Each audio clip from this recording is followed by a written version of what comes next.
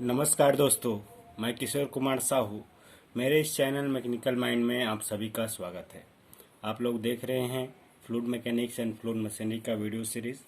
इस सीरीज के आज के वीडियो में हम लोग डिस्कस करेंगे ओरिफिस मीटर या ओरिफिस प्लेट के बारे में।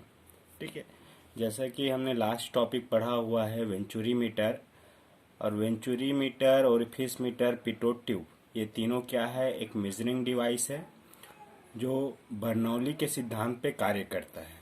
ठीक है, वेंचुरी मीटर हमने पढ़ लिया है। नेक्स्ट जो मेजरिंग डिवाइस है जो बर्नौली के सिद्धांत पे कार्य करता है वो है ओरिफिस मीटर। ठीक है, तो ओरिफिस मीटर किस तरीके का मेजरिंग डिवाइस है ना। It is a device for measuring rate of flow of a fluid through a pipe. मतलब जैसा कि हमने वेंचुरी मीटर पढ़ा हुआ है कि वेंचुरी मीटर किसी पाइप में प्रवाहित होने वाले द्रव पदार्थ के प्रवाह की दर को ज्ञात करता है, डिस्चार्ज को ज्ञात करता है, रेट ऑफ फ्लो को ज्ञात करता है। उसी तरीके से ओरिफिस मीटर का उपयोग भी हम किसी पाइप में बहने वाली फ्लूइड का, द्रव पदार्थ का रेट ऑफ फ्लो या डिस्चार्ज ज्ञात करने के लिए करते हैं। मतलब दोनों का सेम काम है, वेंचुरी मीटर और ओरिफिस मीटर का। ठीक है, तो ओरिफिस मीटर का क्या काम है? It is a device for measuring rate of flow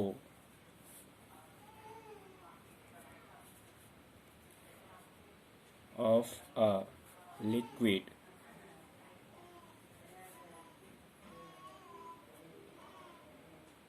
flowing through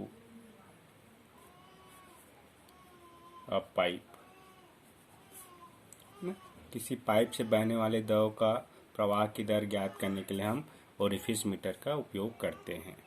ठीक है, यह जो कार्य करते ओरिफिस मीटर, इसका सिद्धांत सिमिलर है, समान है वेंचुरी मीटर के तरीके से ही, है ना। यह भी बर्नौली के सिद्धांत पे कार्य करता है।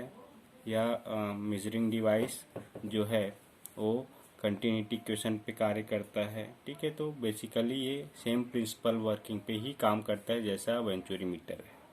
ठीक है, अब ये वेंचुरी मीटर में होता क्या है, जैसा कि आपको डायग्राम में दिखाई दे रहा है। ठीक है, एक सिंपल सा प्लेट होता है इस तरीके से, जिसका थिकनेस बहुत ही कम होता है। ये प्लेट सर्कुलर प्लेट होता है। ठीक है, इसको हम लोग बोलते हैं orifice meter. This is orifice meter, circular plate है ना। इसके बीच में एक होल रहता है ना। इसका आउटर डायमीटर जो है पाइप के इनर डायमीटर के बराबर होता है, जो पाइप के अंदर फिट हो जाता है। और इसके बीचों बीच कॉन्सेंट्रिक, सेम एक सेंटर पे कॉन्सेंट्रिक एक सर्कल होता है, सर्कुलर कटा हुआ होता है डिस्क समान। और ये कटा जो हुआ रहता है वो कैसा रहता है, ये वाला जो एयर है वो तीक्ष्ण रहता है, मतलब शार्प एज रहता है, नुकीला रहता है, नुकीला कांटे रहते हैं, है ना।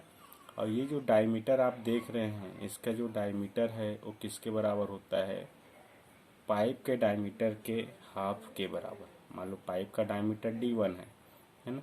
तो ये आपका हाफ जो होगा इसका, ये होल इसमें किया जाता है और ये शार्प एज कट किया जाता है। इस ओरिफिस मीटर को हम लोग, ये जो पाइप आप दिख रहे हैं, दिस इज पाइप, है ना, जिसमें कोई फ्लूइड जो है ऐसे फ्लो हो रही है इस डायरेक्शन में, ऐसे ये अप स्ट्रीम है और ये डाउन स्ट्रीम है।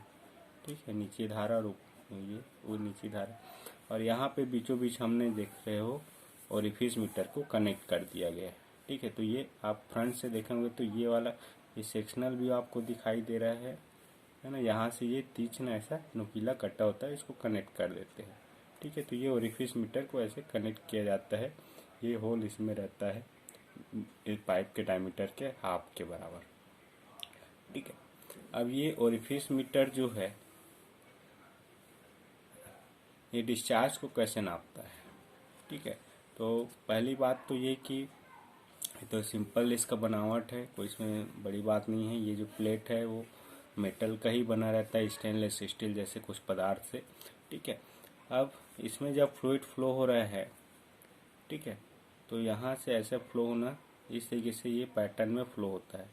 देखिए ये this is the stream line flow of liquid, ये फ्लो को दिखा रहा है कि किस पैटर्न में ये जो है फ्लो हो रहा है, ठीक है। तो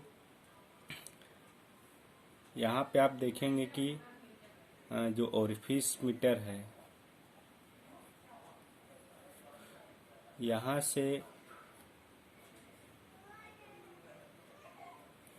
ओरिफिस मीटर के डायमीटर, मान लो इसका डायमीटर क्या है, D0 है। ओरिफिस मीटर का जो इंटरनल होल का डायमीटर D0 है, ठीक है। तो यहाँ से D0/2 डिस्टेंस पे इसकी धारा जो है, ये वाला जो क्रॉस सेक्शन एरिया है वो बहुत कम प्राप्त होता है। ऐसा होता है जब किसी होल से फ्लो होने लगे तो उसके डायमीटर के हाफ के डिस्टेंस पे, ये डिस्टेंस जो है वहाँ पे मिनिमम क्रॉस सेक्शन एरिया मिलता है उस फ्लो का, ठीक है। तो इस पॉइंट को हम लोग बोलते हैं vena contractor point. This is the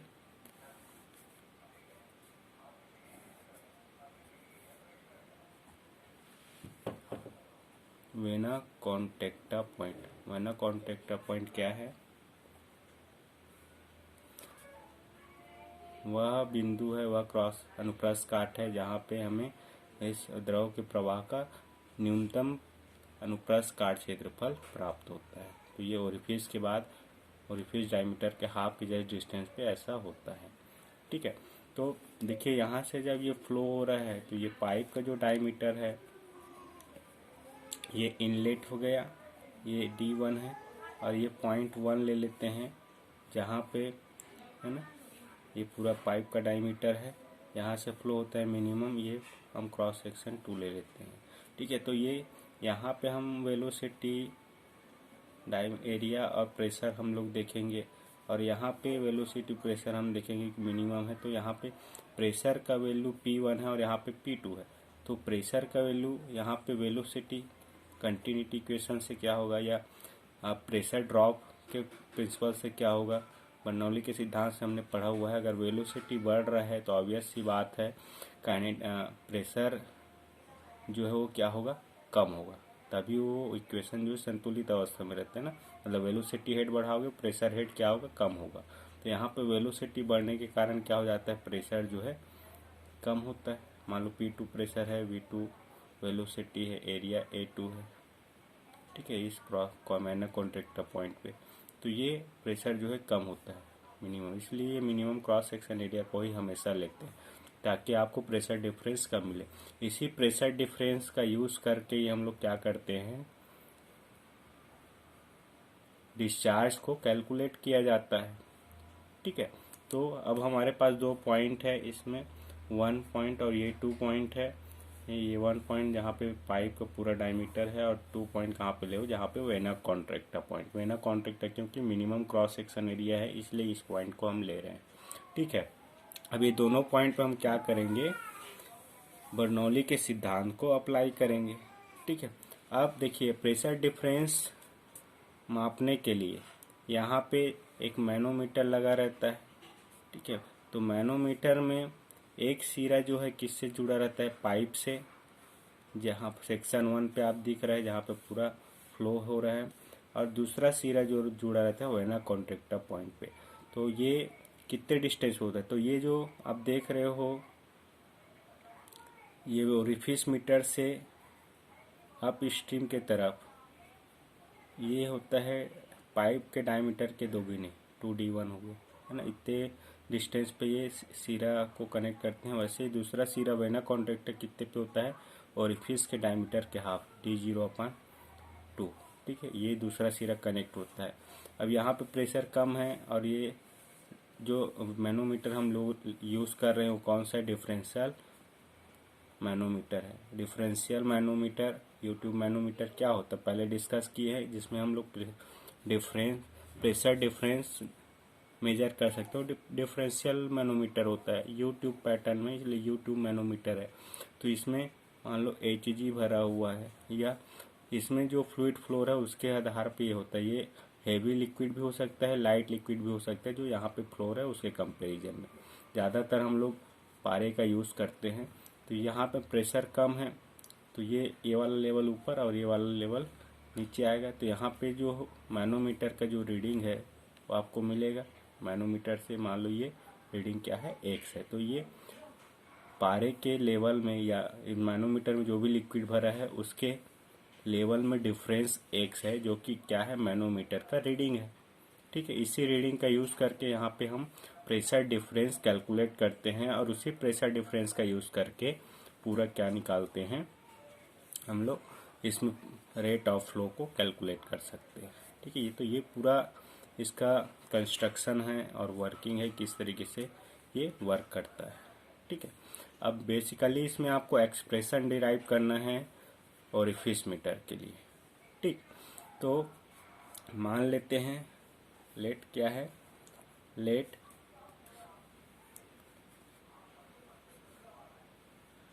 D1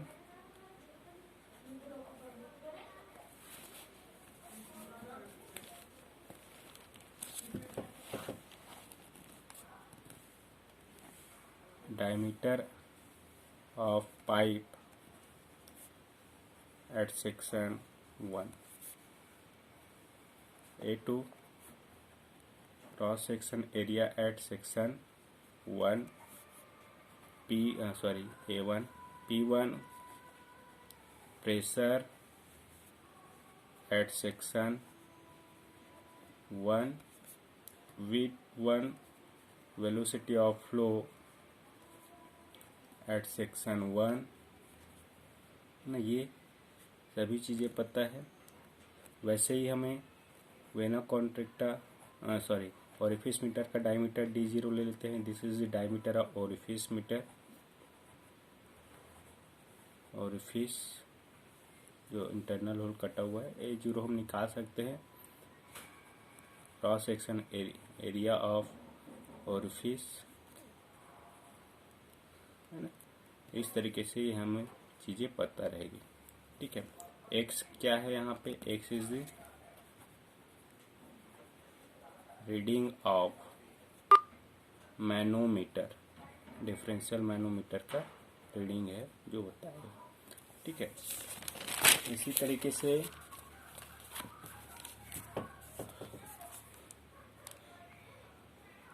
similarly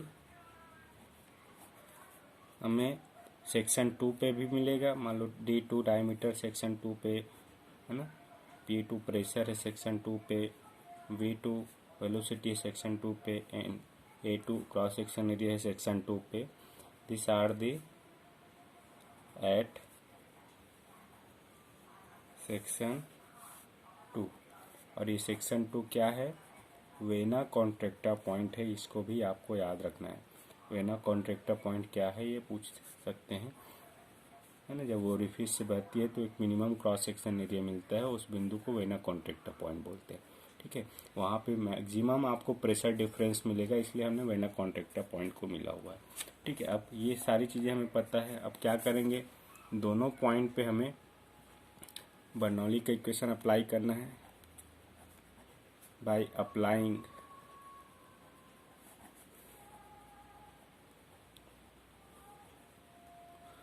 Bernoulli's equation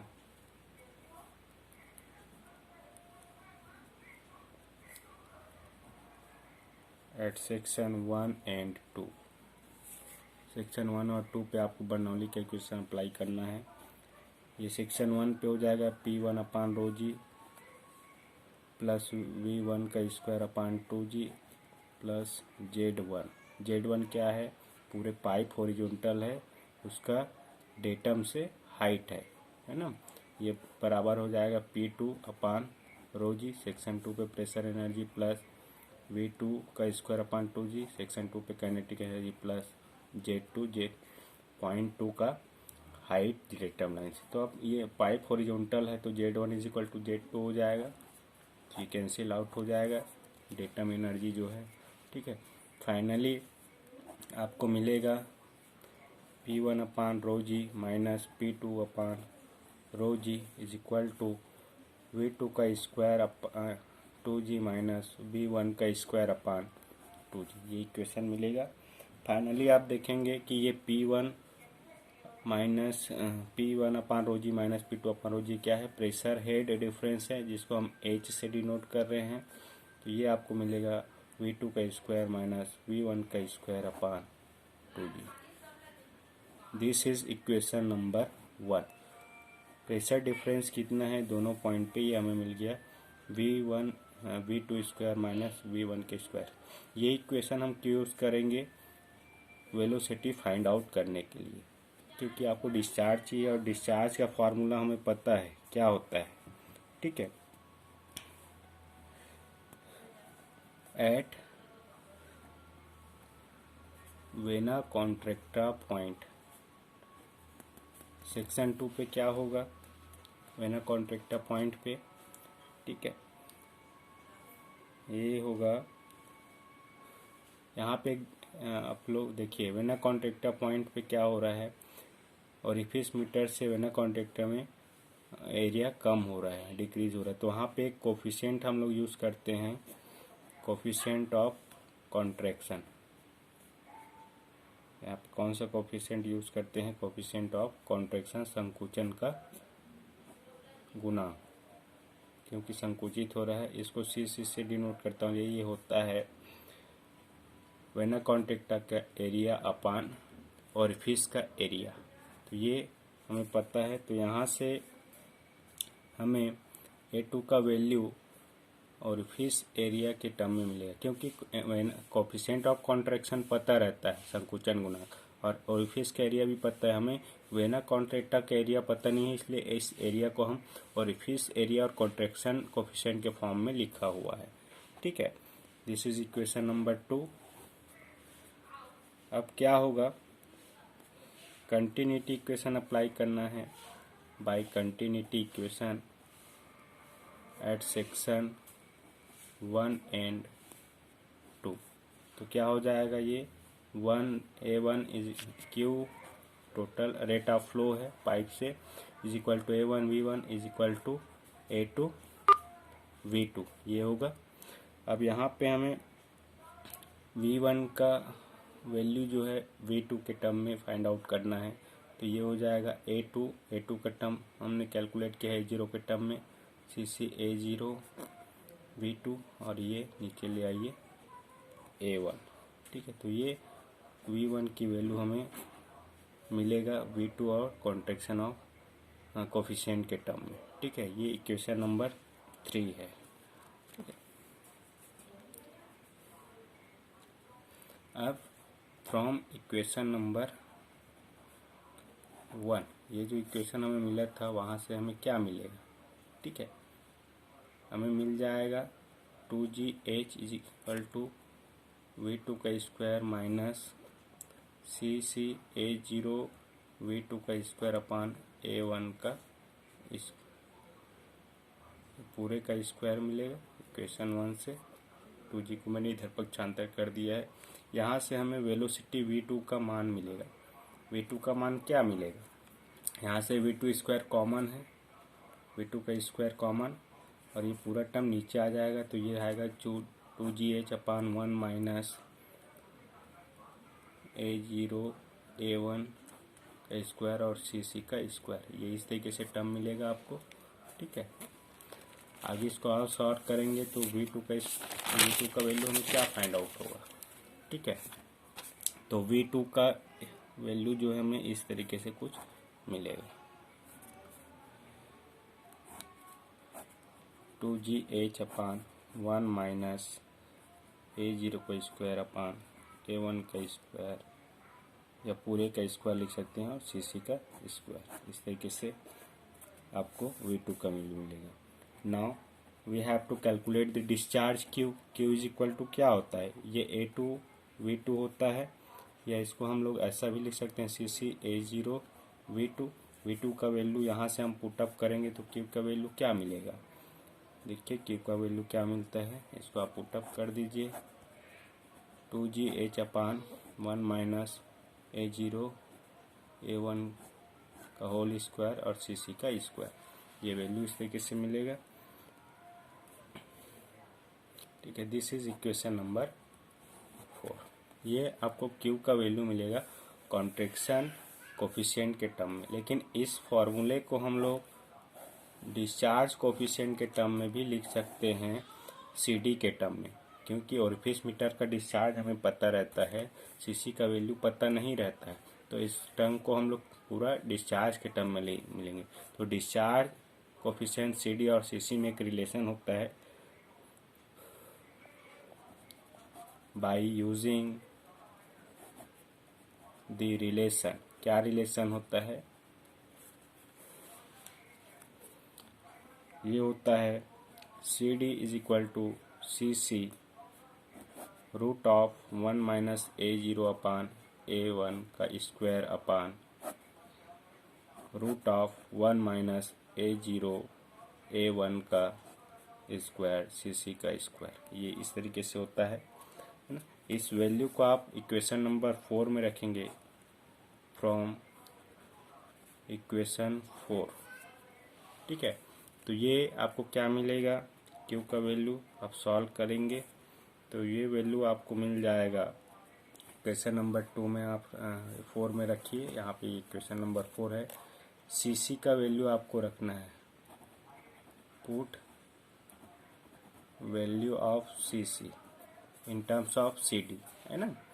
तो यहाँ पे सीसी का वैल्यू आप रखिए, क्या हो जाएगा, CD 1 माइनस A0 A1 का स्क्वायर CC का square upon root of 1 minus A0 का स्क्वायर अपान A1 का स्क्वायर या होल का स्क्वायर आप कर सकते हैं।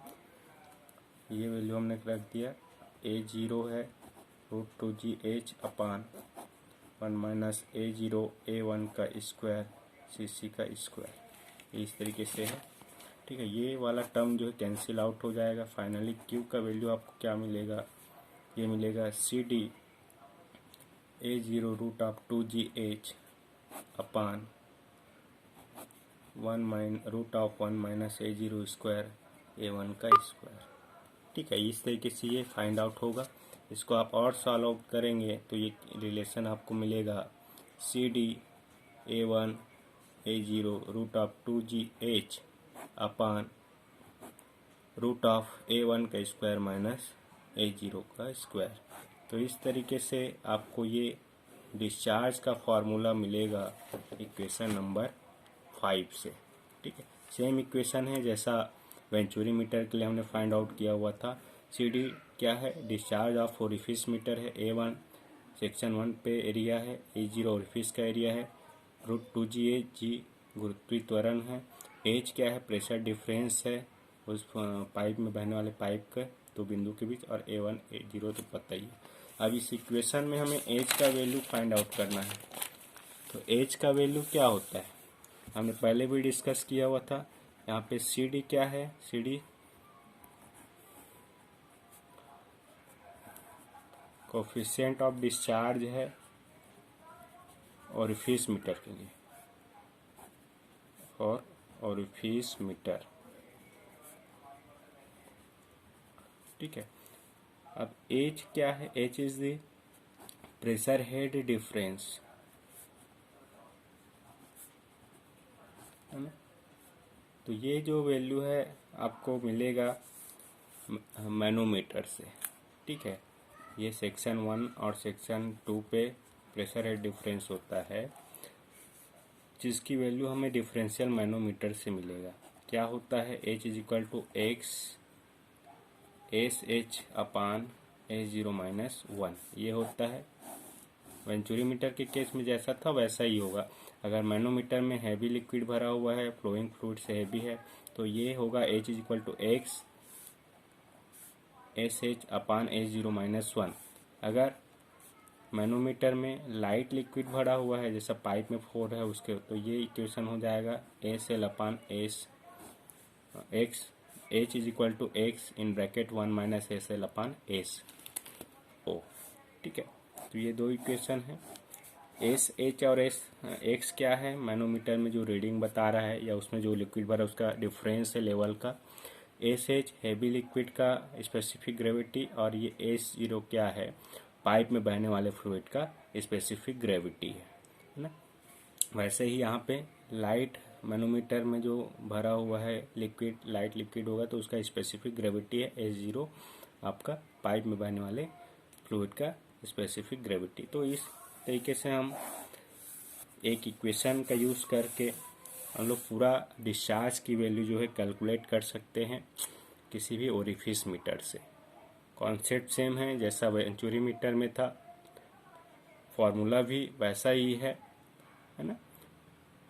नेक्स्ट लेक्चर में हम लोग नेक्स्ट टॉपिक के बारे में डिस्कस करेंगे। Thank you for watching this video. Keep smiling.